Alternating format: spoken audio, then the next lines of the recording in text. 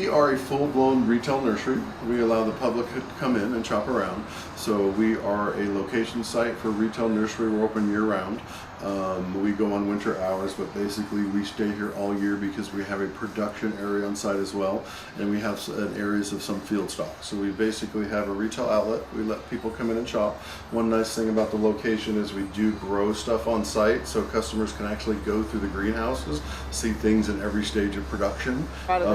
So we basically retail site. We have production on the site where we actually grow from seedlings, divisions, propagation, bought in, plant material, starts. So we grow a lot of stuff on. And then we also do outside landscaping. So we have a crew that goes out and does planting and cleanup and mowing, edging, installations, and that kind of thing. So we do consultations as far as landscaping goes. We do irrigation systems. So we pretty much have a crew that does landscaping. We have an on-site retail area and then also production on the retail site as well. So it's really kind of 3 businesses in one, and yeah, way more than what we should be doing at one location. We've been here for over 20 years and kind of growing with the Ridgefield area. You know, this nursery is one of the oldest ones around. I think they got their original license in like 1950. So it's you know, it's an old location. So yeah, we are about the 4th or 5th owner. It's one of the first retail nurseries around. It used to be called the old Pioneer Nursery. This area was called the Pioneer area.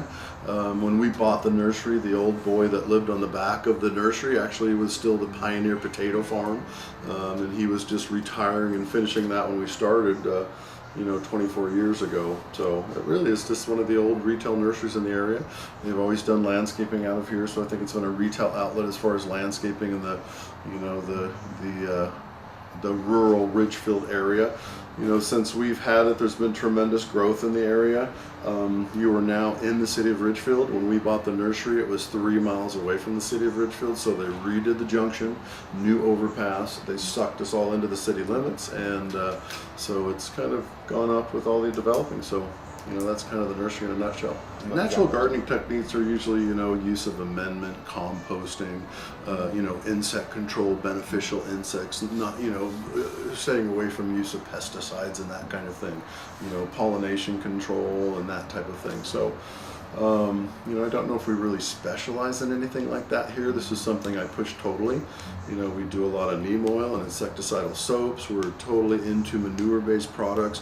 Most of my soil line is basically organic. So I do a complete line of organic soils as well as fertilizers. We always push those first.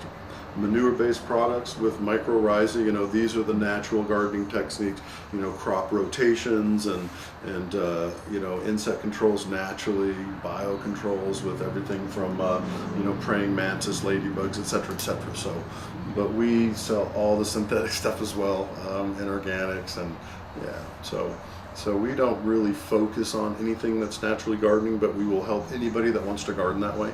So, yeah. I was, when I graduated college, I actually traveled and met my wife, and I ended up in Britain. So I was head gardener for Lord Derby, which was the 18th Earl of Derby. So he has an estate just outside of Liverpool, 2,000 acre plus estate that's been there since roughly 1480. And so I worked as a head gardener on the estate. And lived there for a few years, and then eventually immigrated back here, and we just kind of started an English garden theme. So we brought some of those ideas and some of the stuff we experienced in Europe back to here. So we kind of set the nursery up as an open garden, so we're a little bit different from Home Depot and Lowe's. You're going to come in here and see, you know, a 200-foot, 7-foot trunk giant sequoia on the premises, which is out back.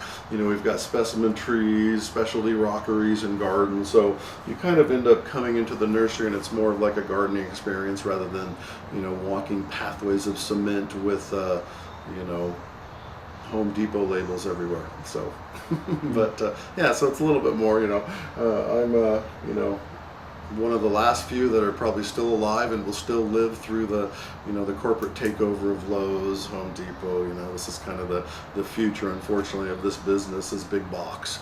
So this is sort of, one of the last few nurseries you can still come to, and somebody will live on the premises. They will be plants produced here. You'll be able to walk around and see plants in different situations, like rockeries. There's arbors that have been here for 20 years with wisteria and grapes, and there's a garden out back, the shrub circle that you can go through, and it's set out in a dial, and so it's a little bit different in that respect. So that's kind of what we are all about. So you mentioned that you were the head gardener, right, for Lord Darby. Lord Darby. Yeah. Okay, that's very cool. It was a blast. It was amazing. The valets, butlers, Rolls Royces, the whole 9 yards. Yeah. So it was, I lived in the head gardener's house on the estate. There was approximately 50 dwellings on the estate. The estate had roughly an 8 to 10 mile wall that went around it, and it was a stone wall, 8, 10, 12 feet tall. There's approximately 4 to 6 gates on the estate. At every gate there's a house. The gatekeeper lives in the house. In history that was the keeper of the gates. Now it's electronic, but it's an old estate with great history. So I worked for the 18th Earl, so he was the 18th heir of the estate. Okay. So, yeah. Now, what kind of things did you take from that and bring here? Really just a lot of everything, everything from garden design to cultivation. I called the chef at 10 o'clock every day. He told us what he was cooking for the Lord, and we went and picked it fresh. So we had a walled garden with 3/4 of an acre under glass, and we grew everything from peaches, figs, all soft fruits, tomatoes, potatoes, leeks, everything. Whatever was in season, we harvested for him. And, our main job on the estate was to take care of the Lord. So we basically, had a full-blown nursery with cut flowers and everything. So the house had to have fresh flowers and vases everywhere, fresh food every day. So, this is just going back in time where you have, 30 to 40 families that live on the estate, and everybody has a job. One guy takes care of the forestry department, one guy does the sheep, one guy does the cattle, one guy does the commercial retailing of crops. I was the head gardener. There's valets that dress him, and there's butlers that drive him, and so it's the whole historical English heritage. So we brought back a little bit of everything. It was a wealth of knowledge. I learned, my plant material knowledge went through the roof, and I'm a college graduate. I've got degrees in horticulture, a couple of them. I've done nothing but grow plants my whole life, but the English gardening has just been going on since the beginning of time. So there was everything from structure of gardens to plant material used to, learning the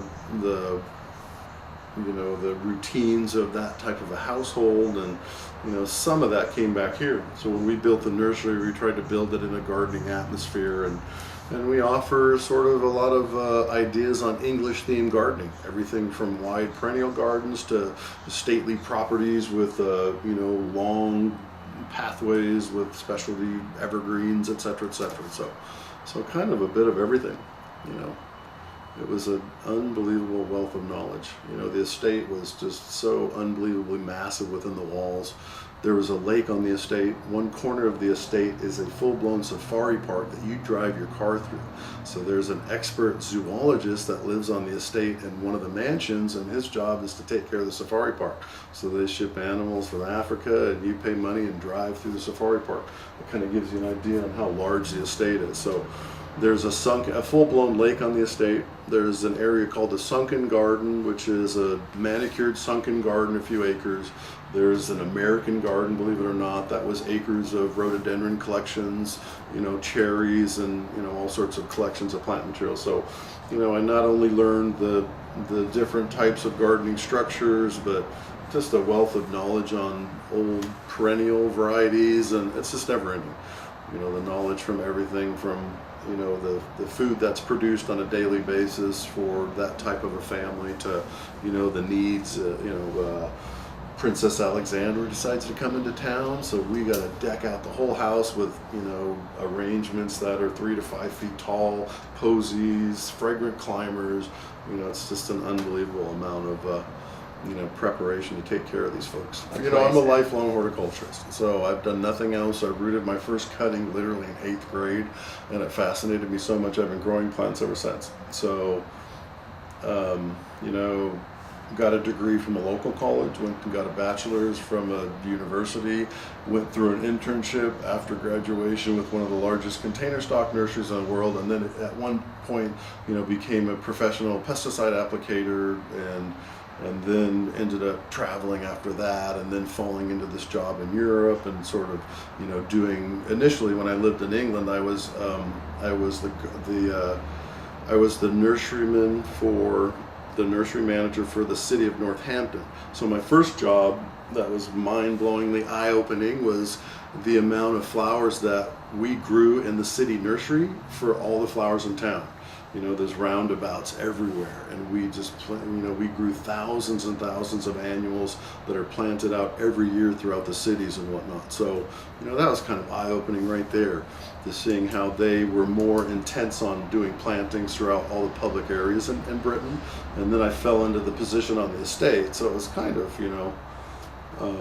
just a learning experience all the way around, just production-wise, display-wise. At one point, we did displays for the Derngate Theatre of Northampton, so we'd grow loads of potted plants, and we'd go in before the shows, before the plays, and we'd do a 15 by 30 display of solid flowers. So people that sat in the audience literally had a shroud of blooms in front of the stage. So just that kind of stuff. Just the experience that I was able to, you've got to think, being on the estate, these are billionaires, right? So this is a lord. So throughout the year, they have shoots. So on the estate, the butlers and the valets will prepare shotguns, and they'll travel around the estate in rovers and shoot grouse or pheasant and this type of thing. So when this happens, the wealthy come from throughout the country, and these guys come to party together at these huge estates, and they're wined and dined, and they go out on shoots, and some of his shoots were at some of his satellite locations, so he has more than one estate. So you'll go up into the hills to one of the specialty grouse area shootings, and so we transferred truckloads of flowers, and the chef would, we bring all the food and flowers, and do up the whole place. And so we really, I did everything from learn how to get better at propagation and growing, to basically doing displays and entertainment, which I'd never done before. So literally going to a house and put displays of flowers everywhere. So it was kind of, interesting. So I managed a florist on the estate. We had a full-blown florist. So not only do we have to grow all his food and vegetables, we have to grow his flowers. So we basically greenhouses full of every bloom you can imagine for all the arrangements we did in this house, and then all the excess was bundled up and taken to the Liverpool market. So then we sold bulk flowers, and so it was really, I did everything from cultivation to party arrangement to bulk production to markets. So it really was just, we had events, and we picked peaches and figs. Every single item is wrapped in colored cellophane and displayed, and it's royalty. You present the stuff. It's not, you don't pick a bunch of figs and give it to them in a bowl. Each one is wrapped individually, special, and it's put out, so when they're at the party, they grab it, unwrap it, and eat it. It's just, so the whole show. When you live on these estates, you live in what's called a tied cottage. So basically, if I work there for a period of time, I have that house until I die. And then basically they will kick my family out after I die. But these are called tied cottages for the employees of the lords and stuff. So it was a fantastic, experience. But we ended up coming back because there was just not really much advancement to it. So that's why we ended up coming back here and starting this.